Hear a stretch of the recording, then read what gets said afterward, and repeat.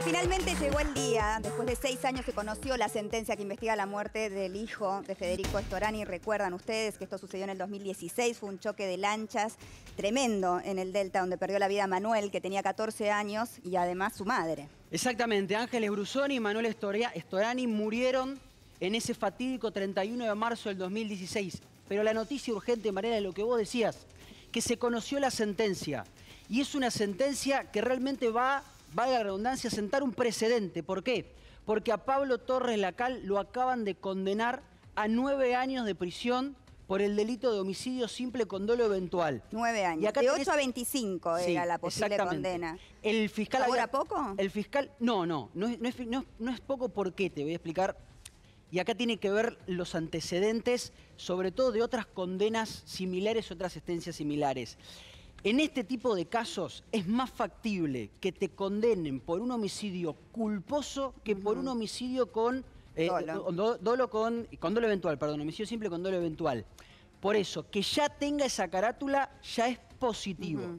Y que hayan sido 9 años de prisión, bastante cerquita de los 12 que pidió la Fiscalía y bastante cerquita de los 13 que pidió la querella, es todo un logro. Ahora bien, hay que aclarar.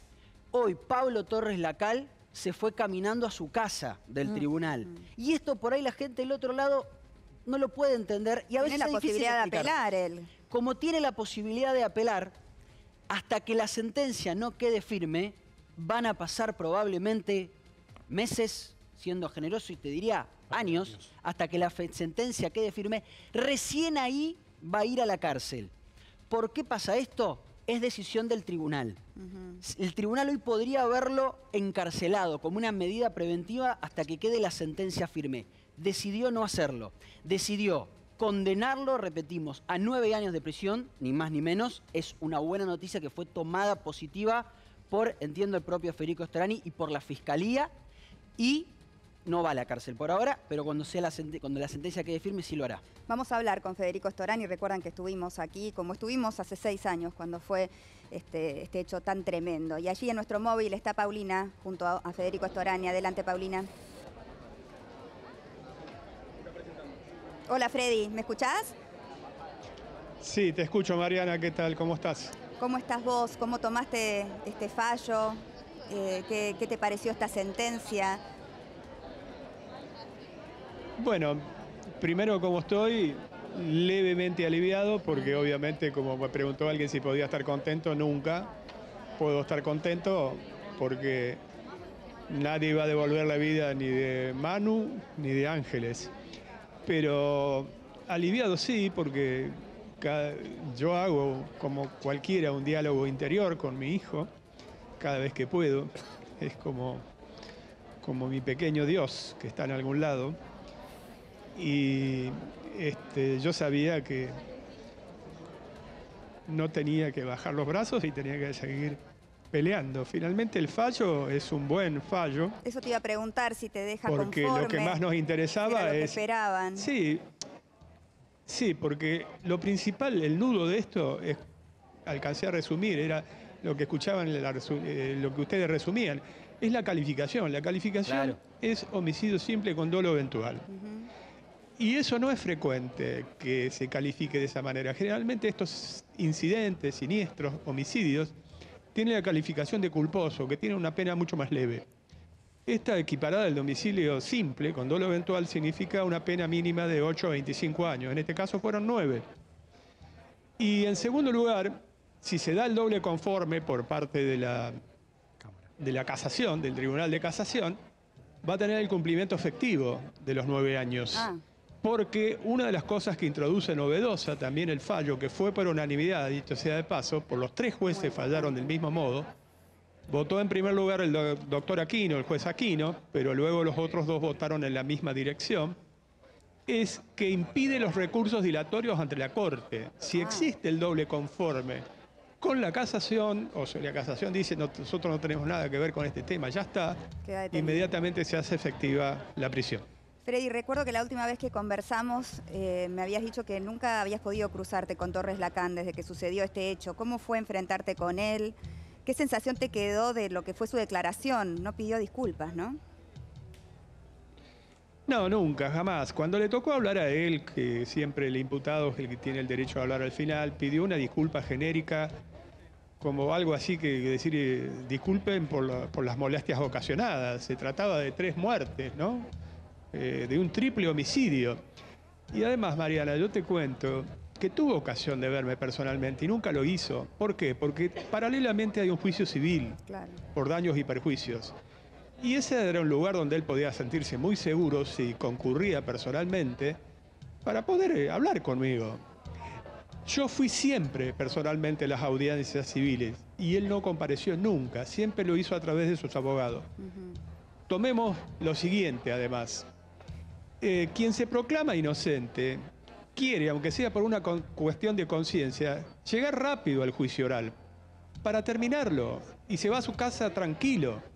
No se dedica años y años y años a pagar fortunas a abogados extremadamente caros para chicanear y delatar en los vericuetos que tiene lamentablemente la justicia. ¿Se cruzaron miradas? ¿Cómo fue esa primera vez de verse? No escucho, perdón. Digo, si se cruzaron miradas, ¿cómo fue esa primera vez de encontrarse cara a cara?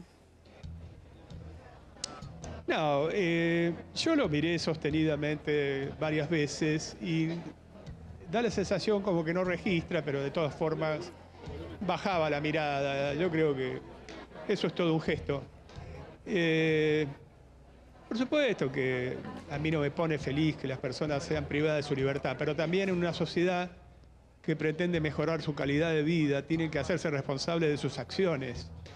Y como dije antes, la pena tiene una finalidad, una finalidad preventiva, disuasiva, ejemplar, educativa también, a los efectos de que esta epidemia, que son las conductas desaprensivas, con desprecio a la vida, de quienes conducen vehículos que terminan siendo armas, ya sea una lancha, un monopatín, exacto, bajo los efectos del alcohol, la alta velocidad, todas las imprudencias posibles se cometieron en este hecho, Sí, ¿no? Hay que de decirlo. noche, a las 20. No tuvo nada de accidente esto, pudo haber sido evitado si hubiera habido prudencia. De noche. Ustedes lo mostraron cuando yo fui al programa tuyo, Mariana, claramente en todo el informe. Era una poderosa embarcación que estaba conducida a la máxima velocidad con casi 0 visibilidad y haciendo zigzag. Es decir, ahí se dan los requisitos para el dolo eventual. Es decir, se pudo haber representado el daño que podía ocasionar y aún así continuó, con desprecio a la vida. Exacto. Y aún habiendo sido advertido previamente por un playero que Cuando le fue a cargó cargar combustible nafta, diciendo, sí. si siguen así, exactamente, Sí. van a atropellar a alguien, dicho y hecho. Casi Es se lo que lleva sucede. puesto. Los partió por la mitad, siguió luego su recorrido y subió 50 metros a tierra, para que ustedes se den una idea de la velocidad que llevaba esa embarcación. Y por supuesto que también partió mi vida. Y eso es de lo que se trata. Me tocó a mí, pero le pudo haber tocado a cualquiera. Absolutamente a cualquiera. Es así.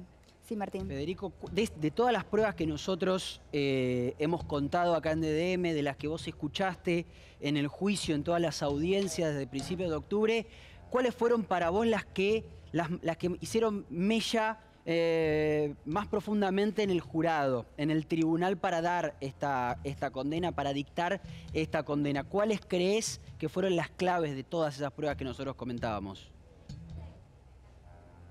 No escucho, discúlpame, pero no te escuché bien, porque hay mucho burbullo aquí. Te resumo la pregunta. ¿Cuáles crees que fueron las pruebas que más tomó en cuenta el jurado, el tribunal, para condenar a Torre Lacal, de todas las que mencionábamos?